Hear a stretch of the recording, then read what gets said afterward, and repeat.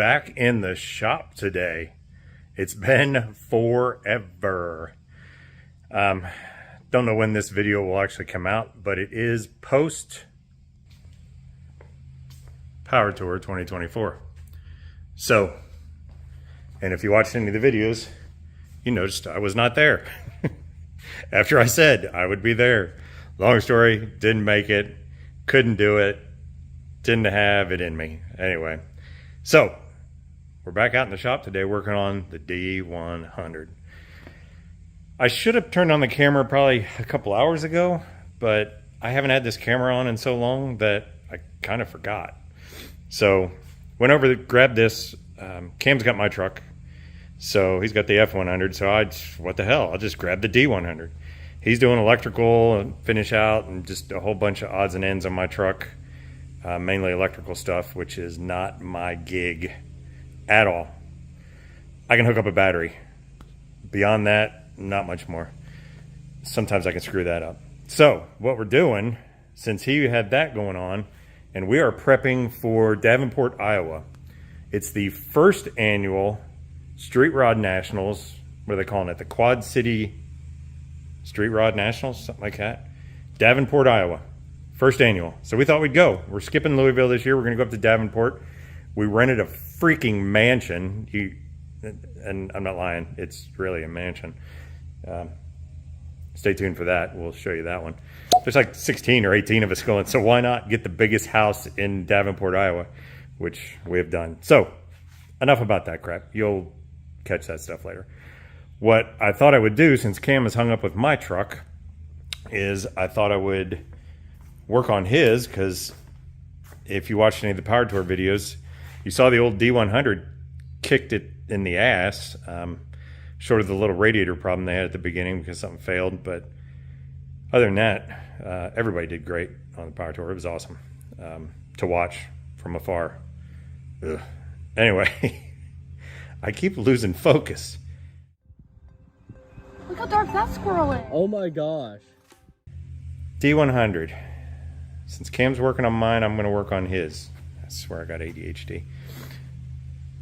The D100 was sitting too high in the butt. So he ordered some parts, and I thought, well, I'm going to throw these things on since he's busy with mine. So I've been working on it for a little while. Got all the old bolts out. What it is it's a shackle and front bracket kit. There's one of the front brackets laying over there. That bracket there laying on the ground is going to take the place of this bracket. So I've got everything dropped already. I actually have the new shackle kind of sitting in place back here. It's kind of dark, probably can't see that. But that is the new shackle compared to the crusty old shackle. So you can see there's a bit of a difference there. So it's basically going to lift everything up. It's the alternative to a flip kit, because honestly with this truck, it's not super slammed, so I don't think it needed a flip kit. He got this pretty reasonable. That bracket's going to take the place of that. I'm going to cut those rivets out, and hopefully in the really near future, I'm going to have this thing back up in there. I don't think I have nuts and bolts for that though. So anyway, I'm going to cut those loose, see how everything goes, and see if we can get this thing down far enough. Probably for Davenport, since I'm going to be gone for a week and a half before Davenport, which is mid-August. I don't think I'll install this kit, but I don't know. Don't know when we're going to need it. What's really cool about the D100, this is the C-notch kit that came with it. What's really cool about the D100 is, see that right there? See that, how it goes? Whoop. The frame gets narrower up there than down here, but as far as dropping, Dodge had the ticket here. They were thinking, these engineers from Dodge were thinking about lowering these trucks at some point. Yeah, I doubt it. But whereas the old F100 goes straight across to where this is an absolute necessity, I don't know if he's going to need them. But we probably will eventually install them no matter what, but probably not before Davenport. So let's get this thing on there, see what it does. and see if we can get it leveled out. So I wanted to show you guys the difference in these brackets. The original one is riveted on, so I always just grind off the heads as best I can, cut them off with my 4-inch grinder, and then just pop them out with my air chisel with the punch bit. Usually is pretty decent. It's not horrible. Rivets, those rivets are very soft. I could probably air chisel the heads off of them as well, but it just seems to go a little faster when I grind them off or cut them off. I use a thin blade and just cut, as you can see, like this way on that one and that way on that one. I knew I wasn't using that bracket again, so I wasn't too careful. So the bracket is a direct bolt-in. It uses the same holes. So once you pop those rivets out, then it didn't come with any hardware, so I just got back from the hardware store, grabbed some hardware. I don't know if I mentioned this before, but this kit, Cam got it off of eBay, but it's a Nastalgia Sid's kit.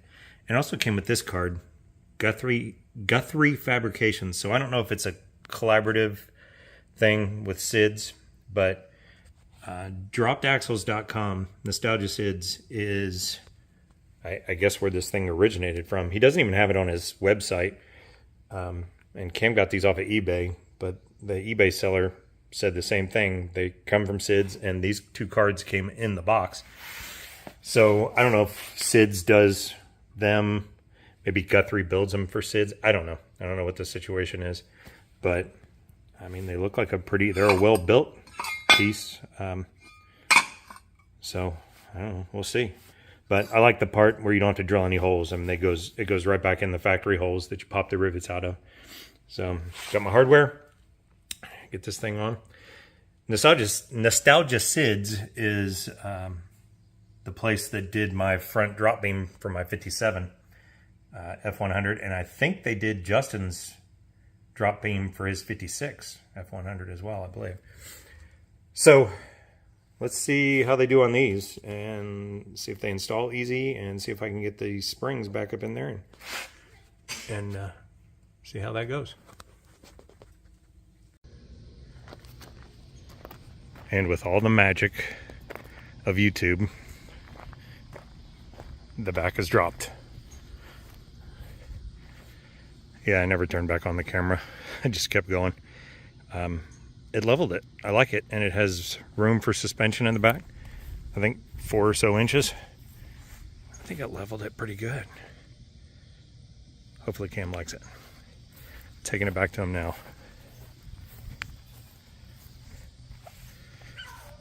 So, just a little quick review of that Nastalgia Sid's rear drop kit. Went together pretty quick.